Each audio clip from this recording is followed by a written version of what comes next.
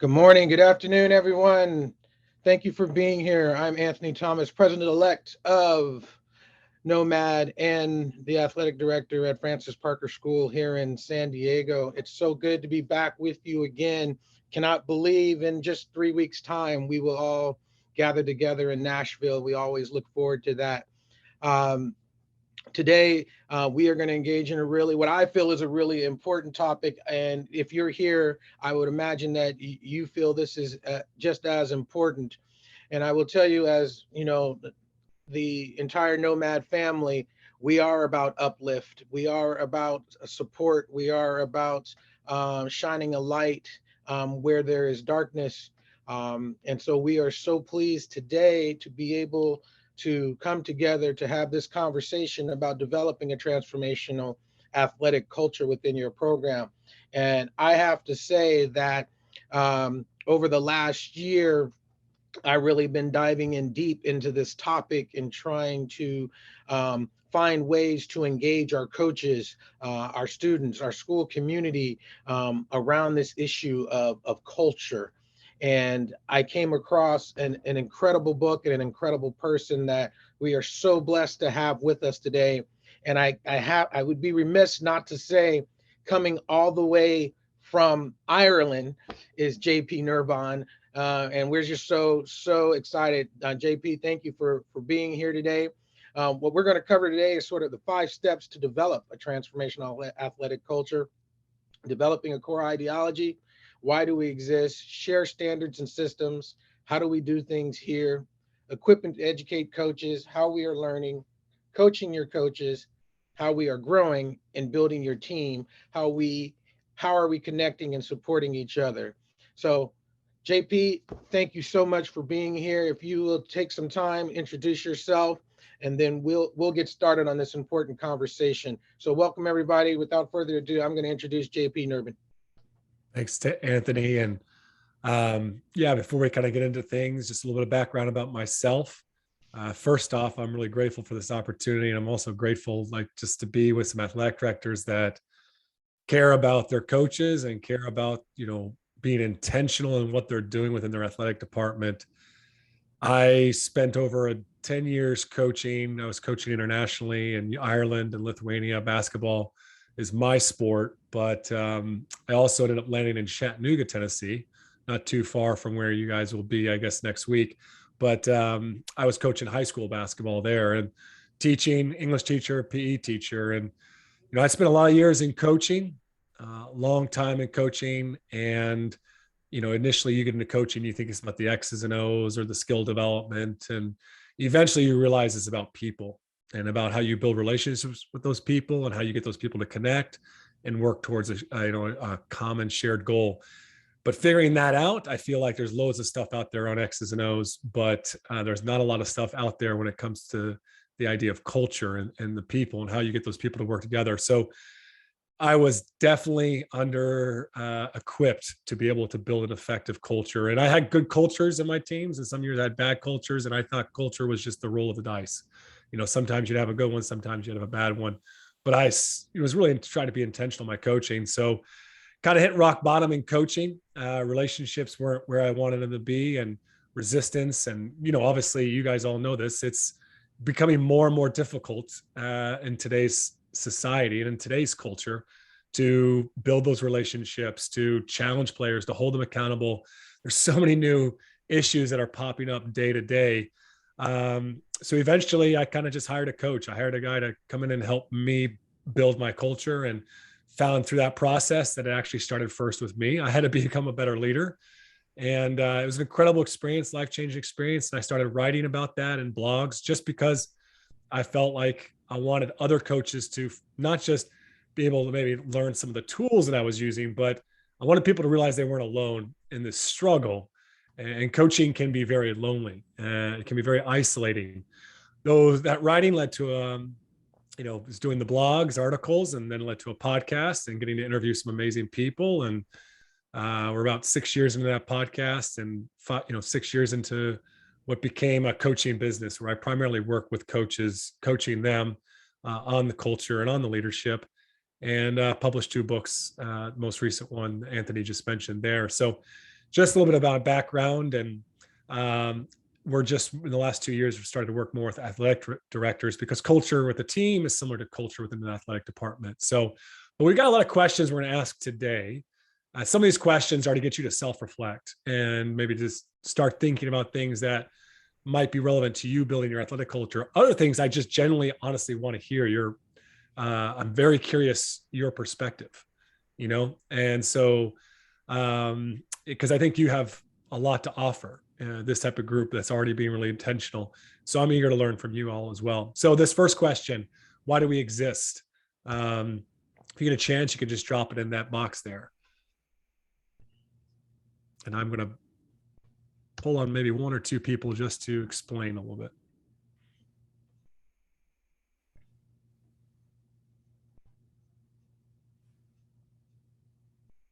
I want you to think about this question, and I probably should have mentioned this before. When you think about your athletic department, I want you to imagine your superintendent comes in and says, we're going to cut the athletics at your high school. And you have to answer, now you have to defend, well, this is why we exist. This is why you don't cut athletics at our high school. Think about it from that perspective. Why do we exist? Why do athletics exist? So some of those answers I know were from the athletic director role, but let's think about just the athletic department. The coach, the superintendent wants to catch that.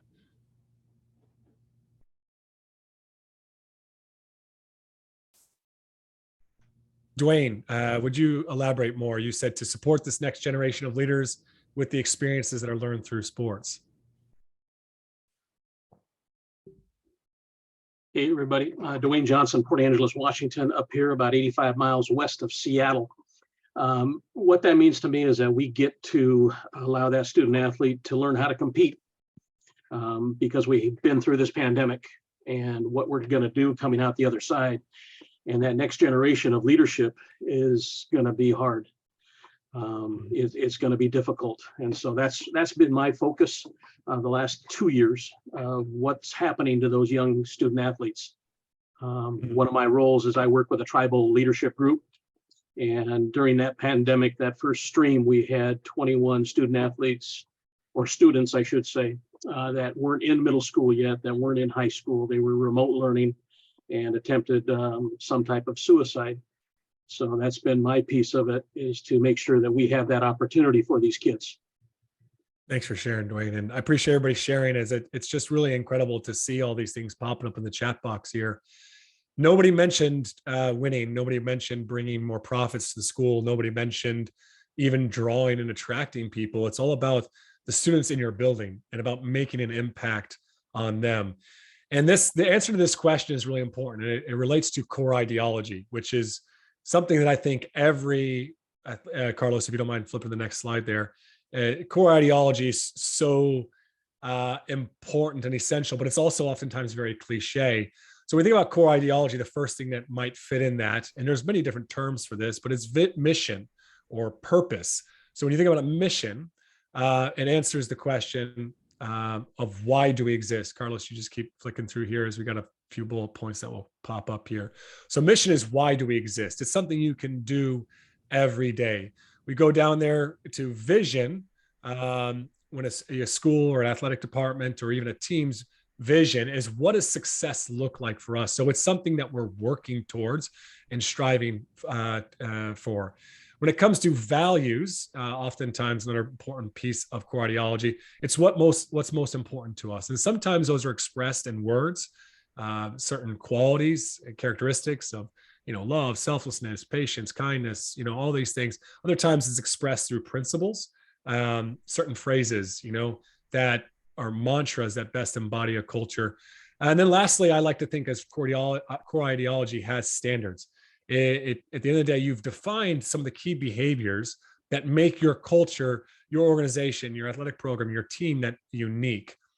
Very important to have this, but like I said, it can be cliche. So Carlos, if you go to the next slide, I want a real quick little quiz here for you all, is to read this and answer which company is this. First person who puts the right answer, you can email me after and I'll send you a free copy of my book, The Culture System. So which company is this? Read through their core ideology.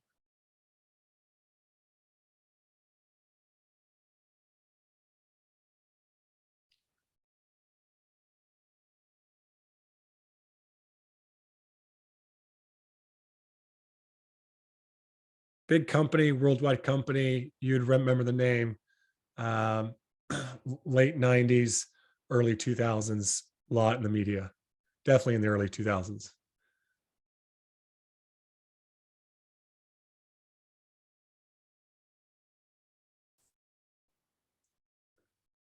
Exxon is close. There we go. Jonas. There we go. Jonas Allen. Send me an email afterwards. You'll see my email up there. I'll send you a copy of my book. This is Enron, right? And Enron had the big disaster where, you know, they essentially were all the fraud and all that stuff. So obviously having a core ideology does not make you a great culture or a great organization, right? And I want to juxtapose this core ideology with a different one. So you go to the next slide there, Carlos. In Johnson & Johnson in 1943, they came up with this credo, and the credo states, you can read it up there, but it is at the essence, it's 311 words in the credo. And what the credo does when it was created, when Johnson & Johnson was created, is it prioritized, first off, is customers. At the end of our priority is the stakeholders, the shareholders, right? The customer, the patient, the doctors, the nurses, they are the most important. Their credo also, not only is it in 311 words, they use the word must 21 times. It's a very convicting, we must be of high quality, right? It's very convicted. They're very clear on what they're about. Now, if you know anything about Johnson & Johnson, you go to the next slide there, Carlos. 1940, keep going here, one more. In 1943, they came up with that credo. Years later, it was in, I believe it was 1975, the CEO said, you know what? We've had this thing around here for over 30 years, but nobody knows what it means. It's just up on the wall. It became that cliche. And he says, we need to take some time to review this. So they brought everybody, all the head honchos of the business, into a big room for 3 days, and they reviewed the credo. They said, is this what is really most important to us? Because if not, we can scrap it, but we need to know what is most important to us. But they left in 1975 after those 3 days, and they were like, no, this is what we're about, right? All these new executives that weren't there when Johnson & Johnson was founded, they recommitted to the credo. Well, you go to 7 years later, and then there's an issue with Tylenol. There's this big crisis, I think in the Midwest near Chicago, where multiple people had taken, I think 7 people died after taking Tylenol. Now, all the advisors, all the money men were coming in saying, you need to minimize this quickly. You need to pull all the Tylenol off the shelves in the Chicago Midwest region. But Tylenol went back to their credo, which was that customers are most important. And they took $100 million of Tylenol off the shelves. And they were so committed to the safety. They didn't know if it was their problem. They weren't sure how widespread it was, but they immediately pulled all the Tylenol off the shelves.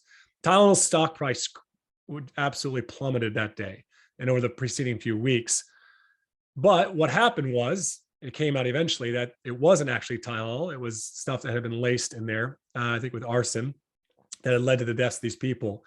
But what Tylenol preceding that was they gained the trust of the customer, right? They may have taken a temporary hit in their, share price, their stock price, but at the end of the day, they regained the trust of the customer. And if you click one more time there, Carlos, you'll see, actually just one more time there too, you'll see that that's their stock price. And just down in the bottom there, right, is kind of around 1982. So it's honestly over the last 30, 40 years, it has been one of the most profitable companies and best run companies. And Jim Collins talks about it in his book, Built to Last. So does a credo, does a mission, a core ideology, does it make your company great? No, but without it, how do you know what you're about? How do you know what's really important to you? So let's talk about, just real quick, how you might be able to start crafting this. First off, I wouldn't necessarily do it by yourself, okay? But you want something simple. So just to share a few with you, To Make People Happy is Walt Disney's. Real Madrid soccer, and there's a whole club, there's basketball as well too there, is a little bit lengthier, to search for excellence on and off the pitch. TED's is, the TED Talks is to spread ideas, a really simple mission statement. New Zealand All Blacks rugby team, inspire and unify through rugby. Now, I would highly recommend you sit down with the coaches, the head coaches in your program, and you think about, why do we exist? Why do we exist as an athletic department? Ask them that question. Say, the superintendent wants to cancel sports at our school. So why do we exist? Right?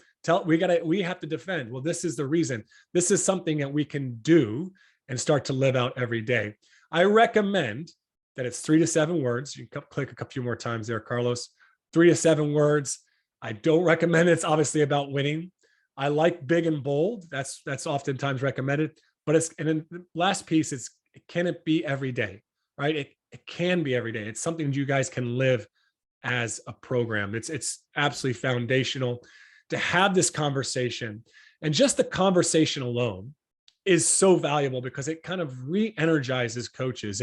It helps them bring back to why they got into this job in the first place, why they got into this career, this profession. And so often we lose sight of that, and we get caught up in the wins and losses and scoreboards. And so to do this, not alone, but with your head coaches of your program, would be just an incredible 15, 30-minute discussion in and of itself. But beyond that, I would encourage coaches or athletic directors to, get into a few more of the details of what this looks like day to day. So my next question for all of you is, what are your non-negotiables? So I want you to think about, if all those things you guys wrote and shared within the chat box around why you exist, your mission.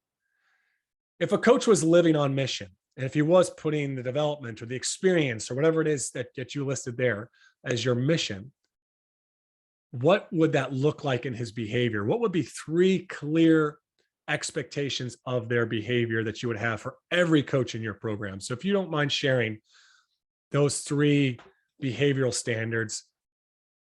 If you don't have 3, you can just list 1 or 2, but things that would be really important expectations.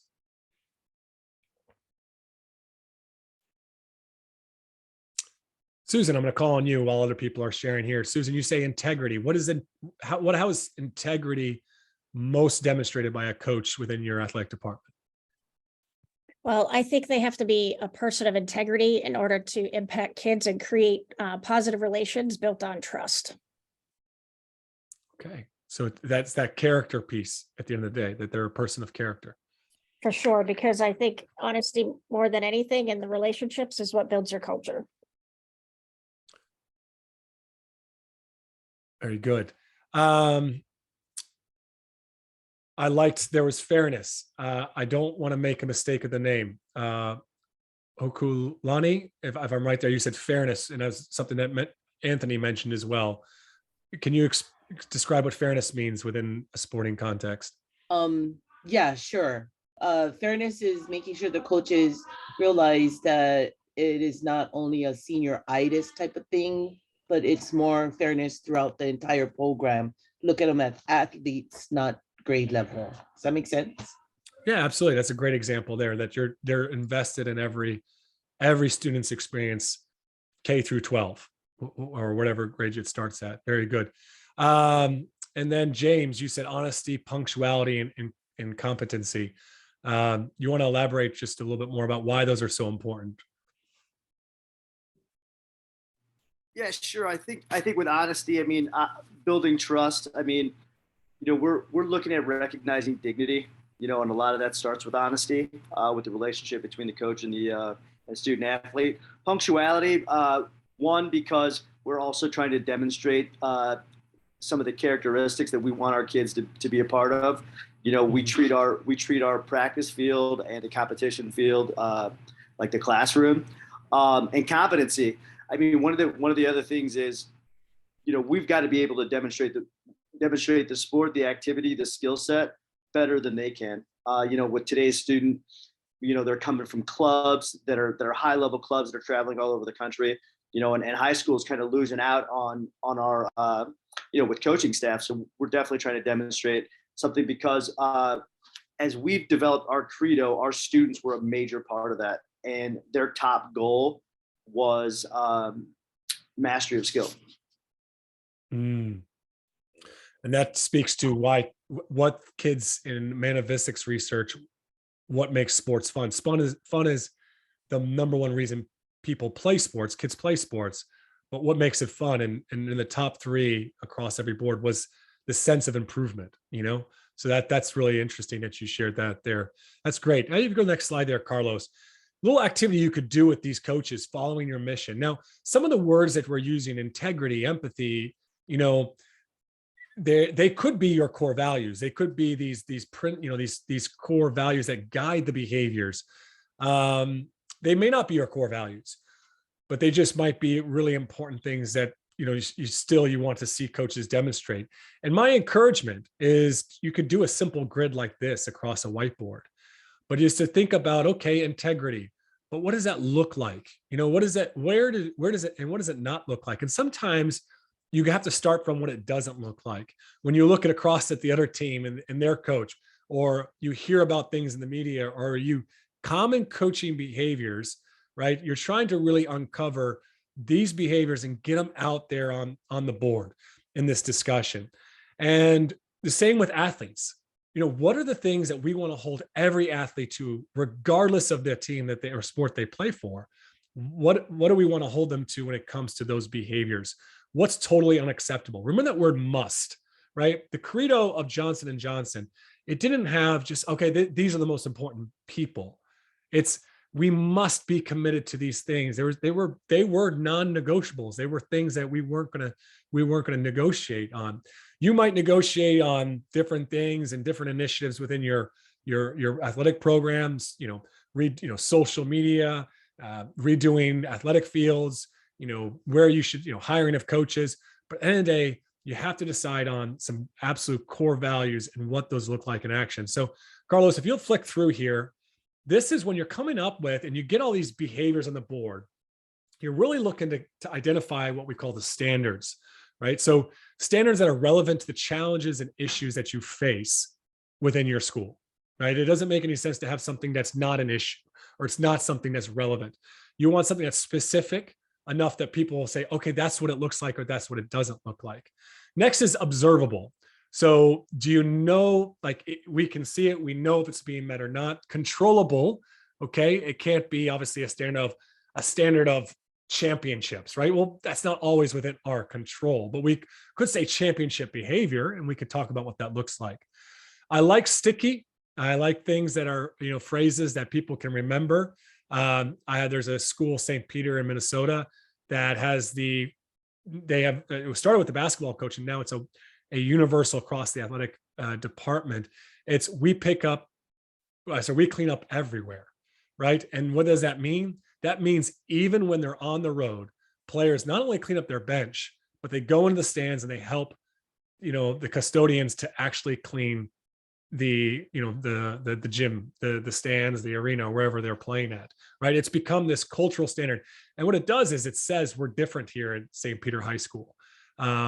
So sticky things like that are impactful. They're a must or a non-negotiable is oftentimes. And lastly is shocking, right? That we pick up everywhere is kind of shocking. So you try to have 3 or 5 things, for a coach and for athletes that you just you don't need a lot.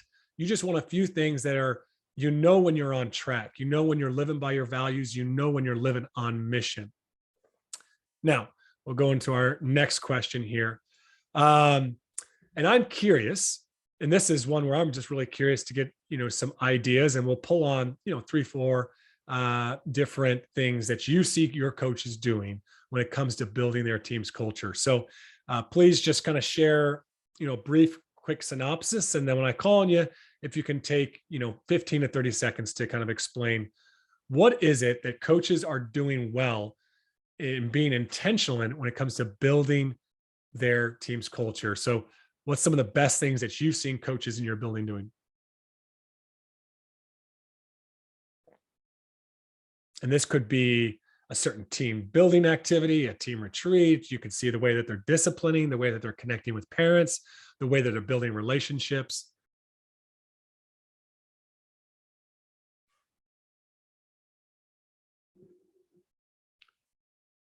Anthony. I love this thing that we do. Our volleyball coach, he's probably the winningest volleyball coach in the state of California. I use that word loosely, and winning, because it's really not about that. He wins because of the systems he has in place. And so one of the things that we have a mantra about now is 1 = 16. And obviously I'm not a math person, so we can debate about that. But the 1 = 16 basically is that, if he's got a roster of 16, his 16th player is treated the same way as his number one player. And making them feel that way, and being very intentional about that, and that they are seen, they are heard, they are valued as a member of that team. And he does that really, really well. And because he has that type of system, right, he's been very successful because all of his players feel a part of something bigger than themselves. So I think that's really important. I read something. I don't know if I think we talked about this one time, JP, James Clear, Atomic Habits, where he talks about, you don't rise to the level of your goals, you fall to the level of your systems. I think that's such an amazing statement because it's so true. If we don't have a foundation and a base, we will fall to the level of that base. And so it's really worked out. A lot of people might feel like this is touchy-feely stuff. I watched my girls volleyball team. We finished, fourth in San Diego this year. Practice this every day. It does not take away from competing and having fun and doing other things. It just makes the team better. So I'm just all in on this stuff. I think it's really great. That's great. Let's go with Anthony. Anthony, establishing the team's seasonal theme based on why statements from the student athletes. How does that coach do that? Yeah, so what ends up happening is the coach has a why statement essentially and tries to establish a theme with that why statement. But in creating the team's theme, the coach will reach out to the student athletes that have made the team and then just ask the question, why do you participate in volleyball is the example that we were just using, so we could go there. Or another question might be for, the next year, what are your goals in, a successful season, towards a successful season? And then what the coach does is collect all that feedback and meld that into a theme so that, all the students kind of have a voice in what their common goal for the year will be. That's fantastic. Just what I like about what Anthony shared is the 1 = 16 is a principle, but it's backed up by the way that the coach does things, his systems. And what I like about what you're sharing there, Anthony, is this powerful question of why, getting players to define their why. What makes it a great experience for them? Why are they playing their sport? How often do we just assume, well, they just want to win the championship. And sometimes that is what they might initially give it. But when we go deeper, well, why did you come out? What would make this experience exceptional? What would be possible if we all came together as a team? What would be possible? What could we all achieve together? These are three big questions I encourage coaches to ask. So I love that your coach is asking everybody that. The Brett McNeil, our campus used the term student athlete to arrest players instead of the sport they play. Could you explain a little bit more about what this means?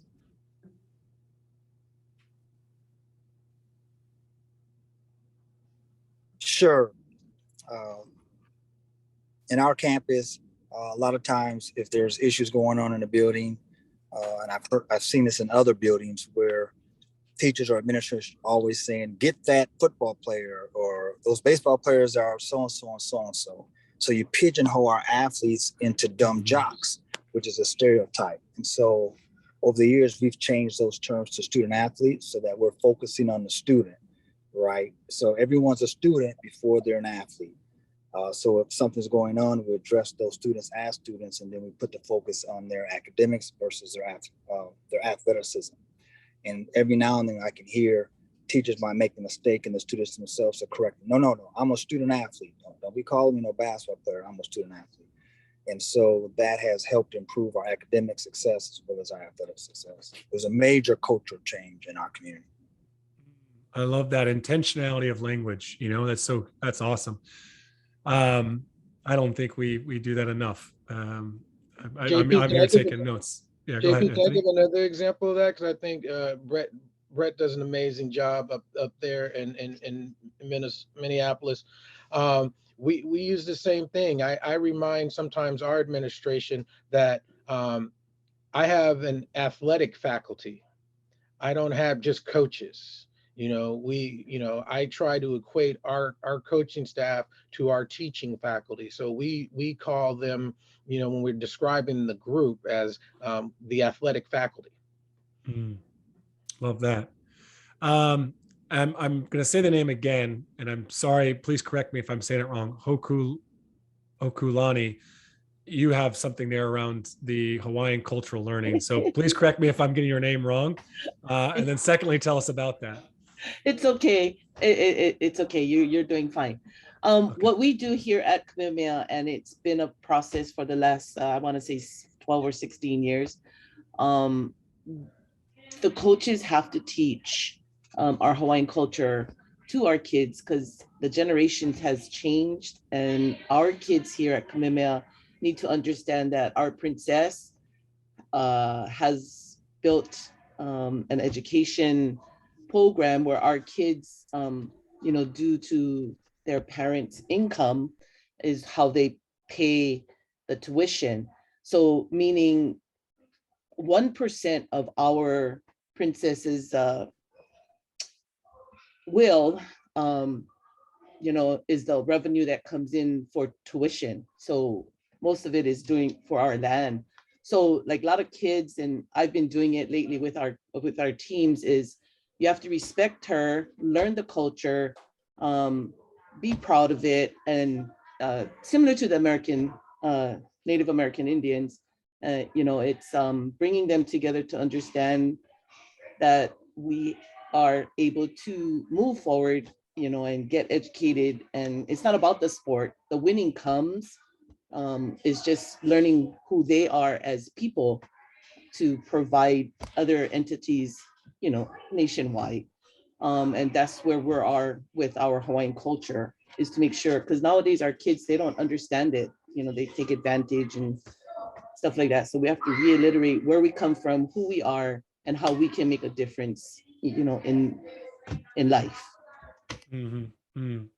It's interesting you share that. I love that because, there's a great book out there called Belonging by Owen Eastwood, and he talks about this. But if you know anything about the New Zealand All Blacks, one of the reasons they're so exceptional, and even New Zealand culture outside of their rugby team, the All Blacks, is they have embraced and they celebrate the Maori culture there. And it's just such an important part of who they are. And connecting to that story is just really, really powerful. So I love when I see people do that. There's something that I do, though. Sometimes coaches struggle, like, hey, how do I connect with, we're a brand new school, or like, it's just a melting pot of different people from all over that have come to the school. And, oftentimes we have coaches that, that say they have a game on a Friday night. Well, on the Thursday night, the day before every game, they gather around and one player shares, a hero in their life, a highlight, a hardship, and a hope for the future. And that's been an activity we've done for years that it's just been really powerful, that tradition. And it allows people to tell their personal story. But we added one thing to that recently. We added something. We asked people to talk about their family, right? So it doesn't start with H, but it's just how did your family come to be where they are today? And the sharing in that has been incredible when it comes to the, understanding people's diverse backgrounds. I've had some, especially in some, private schools. I remember one story there in a private school in New Orleans, just an amazing story of all of a sudden players realizing, man, they had assumed a lot about an individual and how it drastically changed their ability to empathize with this individual when he would struggle to meet team standards. So little activities like that are just phenomenal when we can get people to tell their stories or the stories of their family. Susan, you talked about player conversations, individual meetings with all student athletes to discuss their role in the team. That made my day. I love seeing that one. So tell us a little bit about that. Yeah, no, I think lots of times when coaches don't, first of all, it connects kids and coaches, gets them to know each other a little bit better. But lots of times kids make up in their head that they should be play a certain role on the team, and that might not be what the coach thinks. So having them get together and talk about what that looks like solves a couple problems, because then the kid knows exactly where they're at. So if they're a senior that might not be their top 5, and they talk about you're going to be more of a starting player, can you accept that role?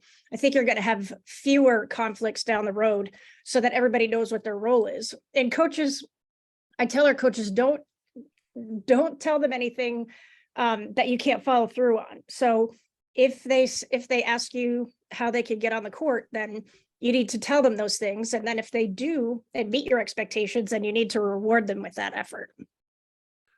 Yeah, and you just shared that coach there is doing something very similar to something that is in my book. It's a whole chapter about it. It's called the player improvement or in player development plans. And we also have another chapter all about coaching conversations or motivational conversations. And one of the big things that we work with coaches on, and I can give you multiple examples where one's coming to mind of a coach that had over 20 emails in a year from a parent. It was just this email of constant parent complaints around playing time and roles and issues. And it was 0. And it's been 0 the last 3 years. And he's still got some of the same parents in the program. Well, he started doing these player development plans. Now he's got 3 kids.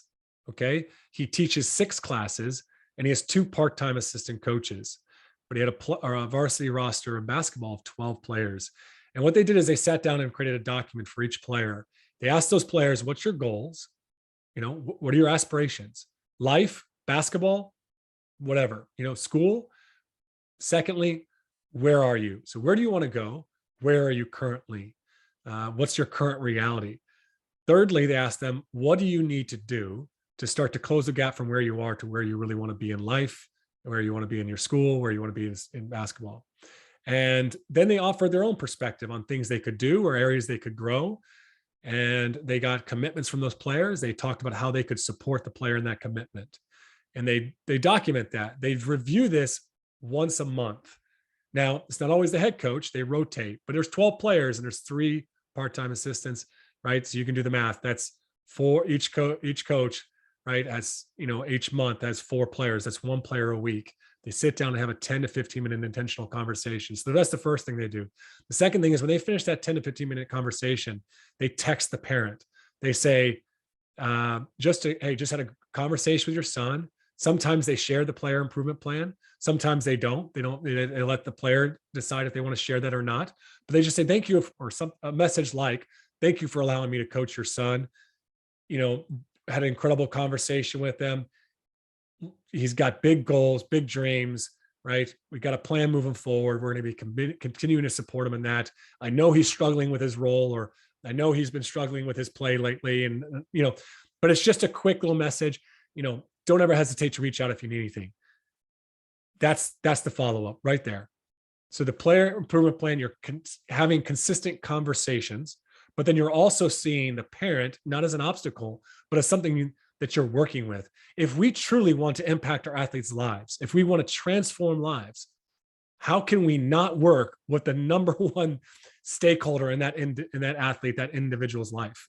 We have to be working with them. So our coaches take that step as the first thing. The second small thing they do is oftentimes coaches already send a weekly email out around, the schedule and this and that.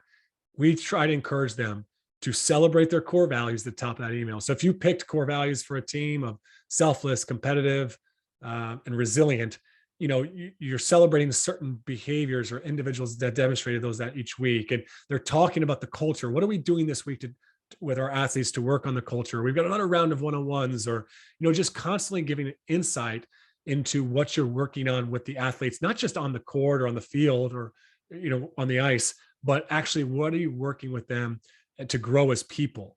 And so often, you get parents that don't see all the good work a coach is doing. So those conversations, like Susan shared there, those are powerful. But if we can bring the parent into those conversations as well too, and just in a positive way, it's very transformative. I want to share a few other things that we find coaches using, and that they are starting to become more shared across the athletic program. And the way that we've seen this grow is, like I said, I was coaching a lot of coaches, but what we've seen is the coaches that we work with, all of a sudden the other coaches are like, and the athletic directors are like, what are you guys, what are you doing there? Like, what changes have you made into your leadership council, your captains, or, like what's going on with this culture? Everyone's having a great time. The retention's up, the numbers are up. You're seeing this growth. And then everyone, people are learning, and they're actually, in some programs that we've worked with, athletic programs, they're universally bringing some of these things in. So one of the first ones is just every coach has to present their athletic director a coaching philosophy. In my book, in the first part, I walk how to do that. It's my own, why do I coach? Why do I coach? What's my ultimate vision or greatest aspiration for my program, for my team? It's talking about what is really important to me, identifying some core values in my coaching, and identifying some things that I'm going to consistently do as a coach to better myself for my athletes. So having every coach share that with the athletic director or other coaches in the building is very powerful. Next, some athletic departments are fortunate enough to be able to, fund nice team retreats that are off-site, but other times it's just, there's in some schools they're allowed to do sleepovers, like a lock-in at the gym. Other times it's just, hey, we're going to go have a pizza party, here at a parent's house, in the cafeteria, whatever. But we're going to take time to go back to those questions. I think someone was talking earlier about their coaches asking the team why. What does it look like? Getting every player to share their why and having a unified why across the team. That's essentially what you try to do in the team retreat. Why are we here? What does success look like for us? What do we need to do to achieve success? How are we going to support each other? And when we don't do what we're supposed to do, how do we want coaches to hold us accountable to that? So that little team retreat is a very powerful thing that we start to see, not just one coach doing it, but we're starting to see it's becoming the staple of every team in there. Every coach needs to carve out that 60 to 90 minutes at the start of their season. The next big thing is we're moving away from the captain's process, which as a coach, it's been an absolute, I got to the point where I was just like, I don't even want to do this anymore because it's just drama. And we've developed what's called the leadership council system, where players create a job description. They work to say, hey, what do we need in a leader? What does great leadership look like? And then the players elect based upon the quality. So we make it less of a popularity contest. Then we take and say, this isn't a privilege. This isn't an honor. This is a responsibility. And because of that, on a team of 20, we're going to have 5 people on the leadership council. And each of those leaders are going to be responsible for a unit of 3 or 4 other individuals. And they have to be checking in with them weekly. We're going to do different team activities in our units. You're going to meet with your coach each week to talk about issues and identify solutions within the team culture. Each leader will be in charge of an area of the program. Some might be in charge of the locker room. Others might be in charge of the practice and games and, off season or off the court or off the field team activities. So we try to use it. And this is proven on the research around leadership development. Leadership development needs to be experiential. And so we're using the experience of sports, not just a classroom, to teach leadership. Next, one of our other popular systems that we use is weekly culture time. What does this mean? This isn't going paintballing. Not that that's a bad thing, but this is once a month we're going to do, or once a year, every team will do a community service activity. Once during the season, every team will stop to run a little camp for kids in the local kids in the community or kids with special needs. They're serving those, it's just in ways that they're sharing their sport, their love of their sport with other people. So there's a lot of other ways we approach this. But I go into my book, but it's just the big one is this shared community service, giving back. And I tell some amazing stories in the book there of just some coaches. And one story I share is Kevin Orr, who I've worked with for 6 years in Wisconsin. And they had a 2-21 season. At the Christmas break, they were 1-10. And he had planned the special needs camp at Christmas time. And a lot of coaches might have just said, you know what, I don't want to see my team for a week. Other coaches would have just been running their team into the ground. But he took his team, he ran this camp. And it became this transformative experience for the team. And it got them to get outside of themselves and stop, feeling bad for themselves and the fact that they were just not a very talented bunch that year. And it still is to this day, his most enjoyable season as a coach. And he points to that moment of that getting out there and serving those kids that became so critical. Other things that we see, we've already mentioned, is the coach player one-on-ones. Those are not lectures where we work with coaches, and the book talks about this, is the skills necessary to evoke and to the players, inspire, evoke their own inner intrinsic motivation. And so we're really coming in there as a guide, not and a mentor, not as somebody that's coming in there telling the player all the things they need to do and repair. So it's about having drastically different conversations. Lastly, another really important piece is what I would say is discipline strategies. Just how we discipline. How do we hold players accountable in a way that's not demeaning? How do we do it in a way that's respectful of who they are, that's related to the behavior? So often we're resorting to physical conditioning and certain punishment, or coaches are lecturing, blaming, shaming their athletes. And we're about accountability and demanding high standards from our players. That's transformational, right? That's tough love, but doing it in a way that's respectful of the human being is so critical. And so having some shared ways of, this is how we're going to enforce standards around here. This is how we'll hold players accountable, so that we're all on the same page, the parents included, because that can be a struggle as well. Now, my next question I'm asked for you is just what are the qualities of a great coach? If you don't mind sharing those in the chat box.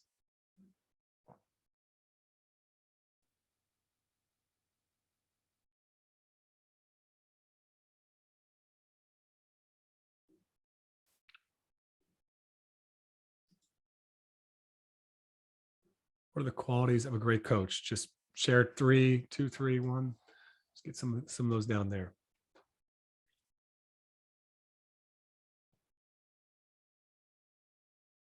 You got communication, relational, interpersonal skills, passion, leadership,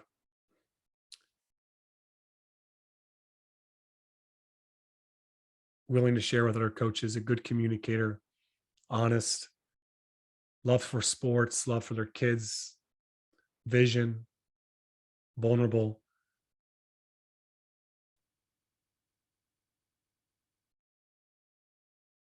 Listener, teacher, active listener, honestly, and competent. James came with the competent, humble. And of all those, and you guys, we can keep going there.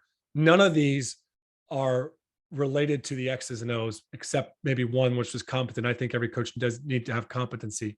But look at all those things. They're relational skills. They're the soft skills of coaching, of leadership, not the hard skills. And so this is where I think we have a lack of education. So you go to the next slide there, Carlos. When it comes to coaching education, what coaches really need, is to deal with the challenges of today's athletes. First off, we need to understand, have a basic idea of what's going on upstairs in their brain, right? And so we try to give coaches brain tools, conflict resolution, right? How often are we as coaches effective at resolving conflict in a mature and kind way that works for everyone? Mental health, leadership and mentoring. How many of us actually are given tools and education around that? Culture building. Like I mentioned earlier, I was completely in the dark there. Effective discipline. We coach typically, one of the questions we like to ask coaches is, why do you coach the way you do? Well, oftentimes it's because that's the way that I was coached. That's not a very good reason to coach that way, right? So when it comes to our education, we have to try to offer other coaches other alternatives, better ways, because often they don't do better because they just don't know how to do better. And that was me as a coach. I would lash out at players. It was anger. It was sarcasm. It was shame. It was, making them sprint and making them run. I wasn't going to not accept their best, but I didn't know how to hold them accountable any other way.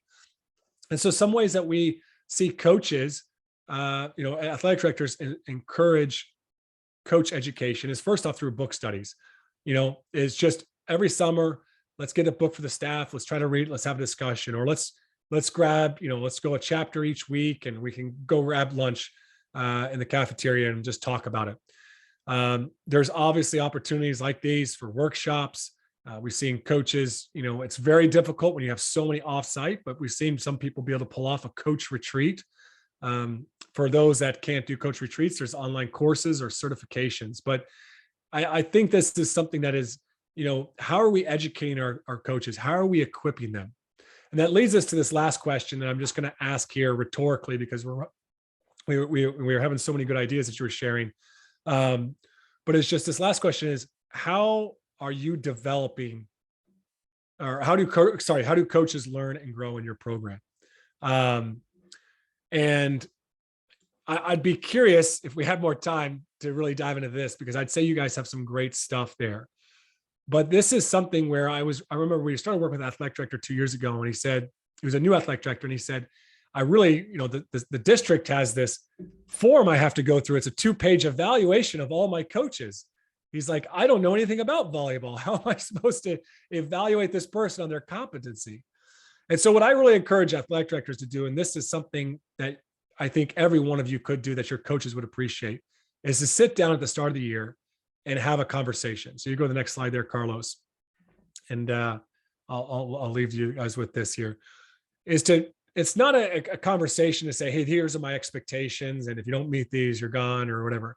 It's to develop a coach development plan. It's the same process we use for our players. It starts with and we use the GROW model. What are your goals or aspirations personally, for your career, for the team? It is allowing them to talk about what's important to them, where they want to go this year. No coach wants to be less than 500, right? They all want to win. They all want to have a great team culture. All right, what's the reality? As a leader, as a coach, your skills. What's the team's performance been recently? What's the outcomes been? How are things going with the team right now? You're just asking questions, guiding this. All right, what options do you have? Okay, what are if you want to achieve those things as a team, where do you need to grow? If you want to achieve those things in your career, you want to become the head coach or a varsity coach, or, where do you need to grow? What are some obstacles to you doing things that you need to do for your team to be successful? What are obstacles to the team's culture? And then maybe sometimes you come in and offer your perspective around what you see. Lastly is will. What will you do? What are you committed to doing? And how can I support you in that? And so here you're having a coaching conversation, and you say, okay, it's September. You got the season's over in December. I don't want you to get through this season and we don't have achieved this. How often would you like to check in? Do you want to do it monthly? Before we get to the end of the season, do you want me to come in? You want to check in every couple of weeks? But you're allowing them, you're the passenger in their experience, right? Because here's the reality. So many of you here, I know this, you don't have like thousands of coaches lining up at your door. It's a struggle to find coaches today. And so rather than just kind of dictate some of these expectations around it, what they really need is these conversations around development. And to do that takes $0, zero investment of your budget. It just takes your time.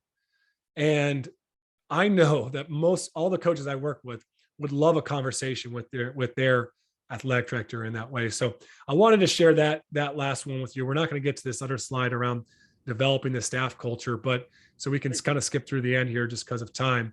Hey, but, JP. Go ahead.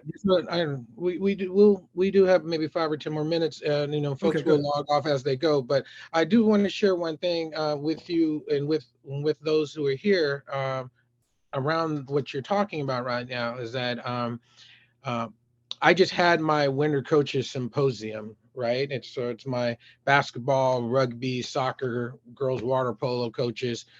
We get them all in a room. I meet with my seasonal coaches, at least 3 times during the season. We kind of have a mid-season kind of meeting to do a check-in, and then an end of season meeting. But in our winter coaches symposium, when you talk about building culture, and I saw someone write in there, one of the qualities of a great coach is being vulnerable. As an athletic director, you have to demonstrate your own vulnerability to that. And so I used one of the things that, I'm a big Brene Brown person. I love what she has to say about that. But I used something right out of your book with my coaches, and the feedback I got afterwards is like, I can't even believe you were willing to do that. And this was the best conversation around coaching I've ever had, which was amazing to hear, because I have coaches that have been here 25 years and some who are in their 3rd, 4th, or 5th year.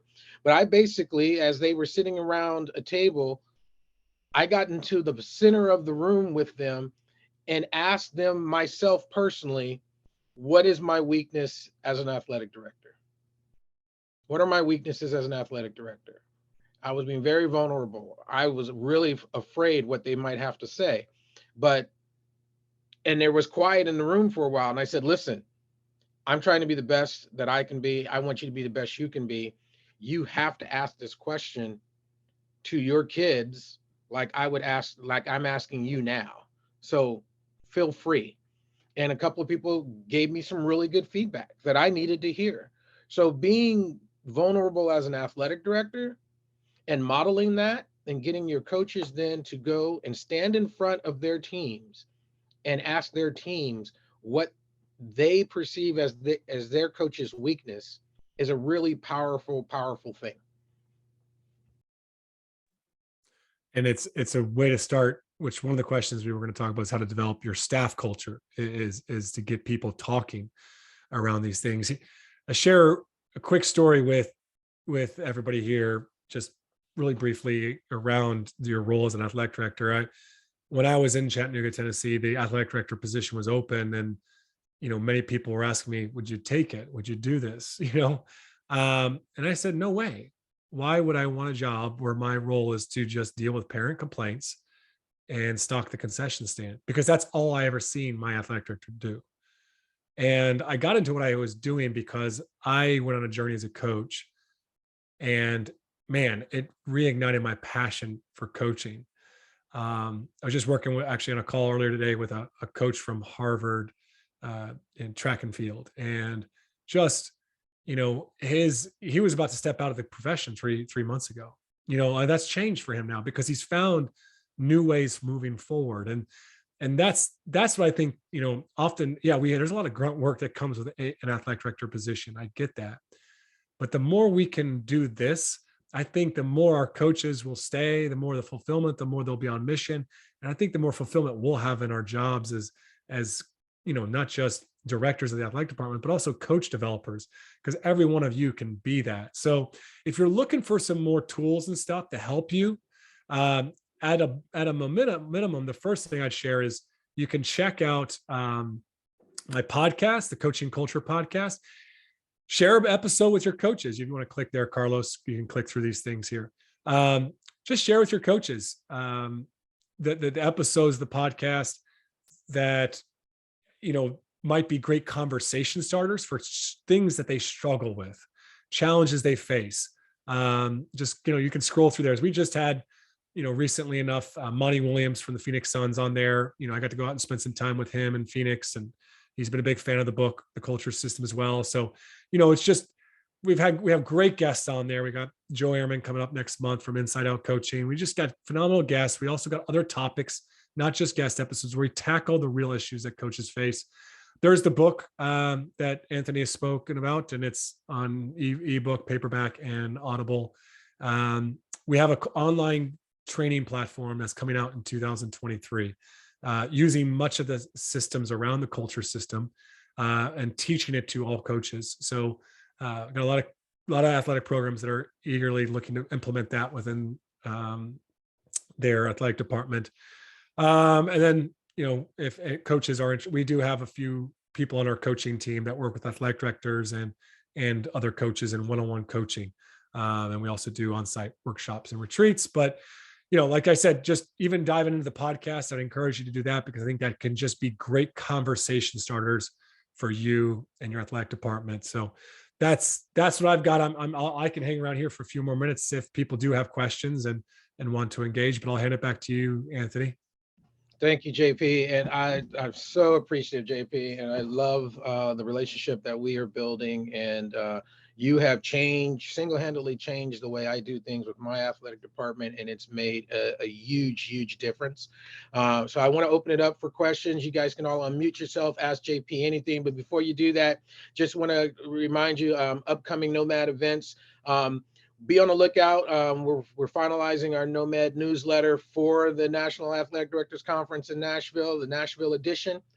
In that newsletter, we will highlight events and things that we are doing together with our sister organization, Global Community of Women in High School Sports, and all of the great things that will be going on during the conference that will highlight the issues of diversity, equity, inclusion, and belonging, and how we make an impact and a change in that.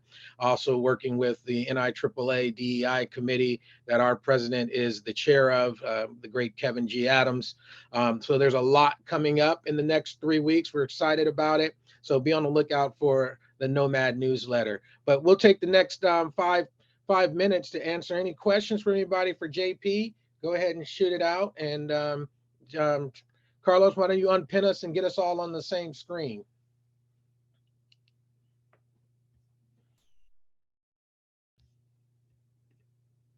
Any questions? Just unmute yourself.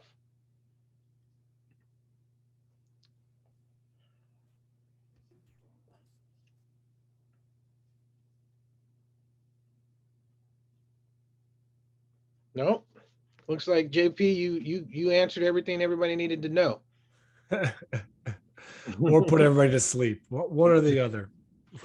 No, we hung on solid throughout the whole thing. So I know folks are got to run off and set up for games and get ready to go. So and it's late in Ireland. So we JP, thank you so much for being with us today. We certainly appreciate your knowledge and sharing. We will have all of this information on our website, and we'll share the recording as well. Feel free to reach out to JP. His information will be there also on our website for everyone to get and reach out to him for some of this work. But trust me when I tell you, the culture system is something that is invaluable, and every AD, it's about to be the holidays. Pick it up, buy it for a friend, do what you need to do. It will make us better ADs. So thanks everyone for being here today. We look forward to seeing you in a few weeks in Nashville. Take care, everyone. Have a great one. Thank you. Thanks, Anthony. This is a special group. Very Thanks, cool. JP. Appreciate you, man. What you all have created is man, there needs to be more of this so badly. So badly. We appreciate that. Yeah, I honestly, truly, like, I wish we had, I'd love to, I'd love to hear more, just some of those ideas coming out and what people are doing to learn and grow. So there's some great questions. If you guys ever get around to going back to some of those questions and just start to come